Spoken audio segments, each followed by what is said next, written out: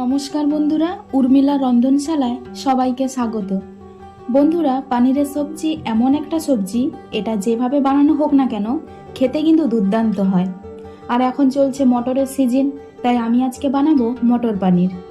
আর তার সঙ্গে সঙ্গে আমি কিছু টিপস এখানে শেয়ার করব, যে টিপসগুলো আপনি ফলো করলে আপনার রান্না করা মটর পানির সবসময় একই টেস্টে দুর্দান্ত হবে। তাহলে ভিডিওটি শুরু করা যাক। আর ভিডিও শুরু করার আগে আপনি যদি আমার চ্যানেলে নতুন এসে থাকেন, তাহলে চ্যানেলটিকে সাবস্ক্রাইব করে দিয়ে অল নোটিফিকেশান অন করে দেবেন, যাতে আপনি আমার কুকিং রেসিপিগুলো দেখতে পান। মটর পানির বানানোর প্রথম টিপস হলো, প্রায় অনেকেই বলে পানিরের মধ্যে আলাদা একটা কিছু স্মেল থাকে, আবার তাকে যেভাবে রান্না করি না কেন সেই স্মেল তরকারিতেও থাকে, তাই অনেকে পানির খেতে চায় না। আবার অনেকে বলে এটা কীরকম কাঁচা কাঁচা থাকে। তাই একটাই সমাধান, প্রথমে পানিরকে ছোট ছোট বক্স আকারে কেটে নিতে হবে। তারপর একটা কড়াইতে জল গরম করে তাতে হাফ চামচ লবণ দিয়ে দেব। তারপর ছোট ছোট কাট করা পানিরগুলো এতে দিয়ে দেব। একে বেশিক্ষণ সেদ্ধ করার দরকার নেই। যখন জলে ফুট উঠে পড়বে তখন গ্যাস বন্ধ করে একে ঢাকা দিয়ে 5 মিনিটের জন্য রেখে দিতে হবে। এতে হবে কি না, তরকারিতে পানির যে শক্ত থাকে এতে অনেকটাই সফট হবে, আর পানিরে যে গন্ধ থাকে কিংবা কাঁচা কাঁচা থাকে সেটাও দূর হবে। আমার দ্বিতীয় টিপস মটরশুঁটিকে নিয়ে, কারণ আমি বানাচ্ছি মটর পানির। যখন আমরা পানিরের গ্রেভিতে মটরশুঁটি দিয়ে তাকে রান্না করি, তখন হয় মটরশুঁটির সবুজ ফ্রেশ রং আস্তে আস্তে গায়েব হয়ে ব্রাউন কালারে হয়ে যায়। এতে পানিরের তরকারি দেখতে তো ভালো হয় না, আর খেতেও তেমন ভালো হয় না। এর সমাধান কি? এর সমাধান হলো, একটা কড়াইতে জল গরম করে তাতে অল্প চিনি দিয়ে দেব। এতে মটরের ফ্রেশ সবুজ কালার অনেকটাই একই থাকবে এবং মটরের মধ্যে হালকা মিষ্টি স্বাদও অ্যাবজর্ব হবে। এতে পানির খেতে আরও ভালো লাগবে। এখানে মটরকে পুরো 100% সেদ্ধ করে নিতে হবে। আমি যেহেতু ফ্রোজেন মটর নিয়েছি, এটা অনেক কম সময়ে সেদ্ধ হয়ে যাবে। আমরা একদম লাস্টে মটরশুঁটি পানিরে ইউজ করব, যাতে পানিরের মধ্যে মটরশুঁটি পুরো ফ্রেশ সবুজ লাগে আর খেতেও দুর্দান্ত হয়। আমি একটা মিক্সি বাউলে খানিকটা ঠান্ডা জল নিয়েছি, মটরগুলো ছেঁকে এতে রেখে দেব, যাতে মটর আবার চুপসে না যায়, পুরো ফ্রেশ থাকে। আর এই দিকে ঢাকা দিয়ে যে 5 মিনিটের জন্য পানির রেখেছিলাম, এতে ছাঁকনিতে জল ছেঁকে পানিরগুলো একটা প্লেটে তুলে নেব। এই পানির আগে থেকে অনেকটাই সফট হয়েছে, আর রান্না করার পরে আরও অনেক গুণ সফট হয়ে যাবে। একে এইভাবে রেখে দিতে হবে, আর পানিরের মধ্যে যে এক্সট্রা জল আছে সেটা প্লেটের নিচের দিকে ঝরে পড়বে। আর এই দিকে পানিরের গ্রেভি বানানোর জন্য আমি একটা কড়াইতে অল্প তেল দিয়ে এতে একটা মিডিয়াম সাইজের পেঁয়াজ দিয়ে দেব, যাকে আমি আগে থেকে পাতলা করে কেটে রেখেছিলাম। এরপর এতে 2 ইঞ্চির আদা টুকরো দিয়ে দেব। এরপর এতে 6-7টা রসুন দিয়ে দেব। একেও 2 ভাগ করে কেটে রেখেছিলাম, যাতে পেঁয়াজ ও আদার সঙ্গে এও তাড়াতাড়ি সেদ্ধ হয়ে যায়। এখানে বেশি ওভারকুক করার দরকার নেই। পেঁয়াজ যখন আগের রূপ থেকে চেঞ্জ হতে থাকবে, ঠিক সেই মুহূর্ত পর্যন্ত একে ভাজতে হবে। এরপর এতে একটা মিডিয়াম সাইজের টমেটো স্লাইডগুলো দিয়ে দেব। একে ততক্ষণ করতে হবে যতক্ষণ না এর কাঁচা গন্ধ দূর হচ্ছে।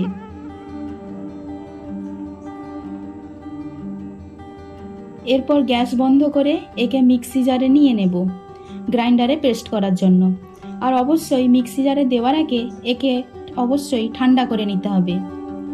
তারপর জল ছাড়া একটা পেস্ট বানাতে হবে।